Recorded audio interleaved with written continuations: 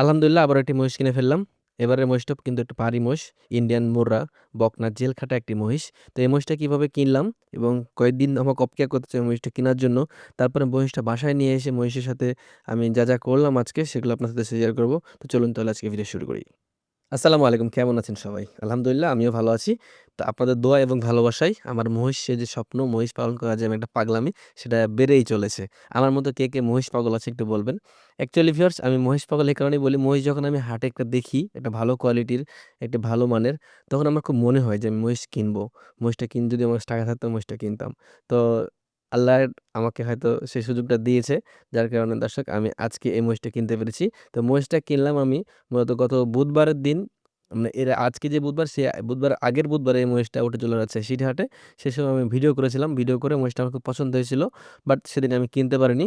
তারপরে আমি অপেক্ষা করেছিলাম যে মহিষটা বিক্রি হইল কিনা দেখছিলাম। তো মহিষটা বিক্রি হয়েছিল না। একটা বিটে বাঁধা ছিল।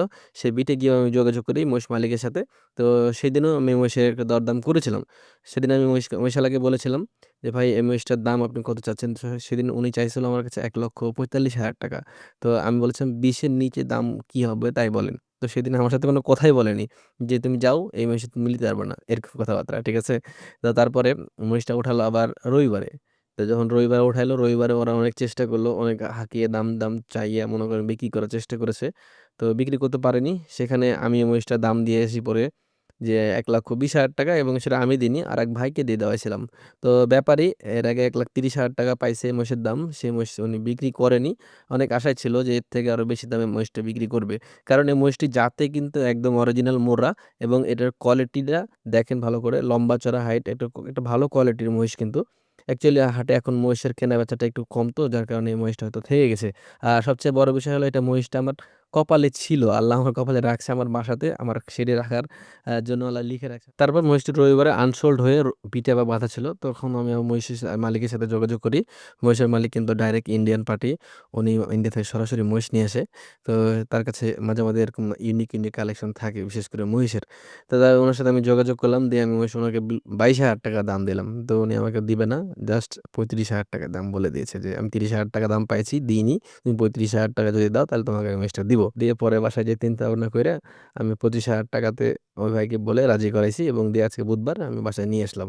তো বাসায় নিয়ে এসে ১ম এ যে সব কাজগুলো করলাম, তো মহিষটাকে ১ম এ বাসায় এসে রেস্ট দিলাম। বেশ কিছুক্ষণ রেস্ট দেওয়ার পরে ওকে কিছু শুকনা চারা দিলাম এবং কিছু ঘাস কেটে নিয়ে এসে দিলাম। সেগুলো খাওয়ালো। খাওয়ার পরে প্রায় ৪-৫ ঘন্টা রেস্টের পরে ওকে আমি গোসল করাই দিলাম। ইন্ডিয়ান মহিষ, জেলখাটা মহিষগুলো আপনারা বাসায় নিয়ে এসে সঙ্গে গোসল করাবেন না। কারণ ওখানকার ওয়েদার বা আসার সময় অনেক জার্নি করে আসে, যার কারণে এনে গোসল করাতে হয় না যতটুকু আমি জানি। যার কারণে আমিও করাতাম না। তো যেহেতু চোখের সামনে দেখছি মহিষটা প্রায় ১ সপ্তাহ ধরে বিটে বাঁধা ছিল। মানে ওর রেস্ট হয়ে গেছে। এখন খালি ওকে একটু ট্রিটমেন্ট করে সুস্থ করে তুলতে হবে। জেল খাটা মহিষ মানে বুঝতেই তো পারছেন।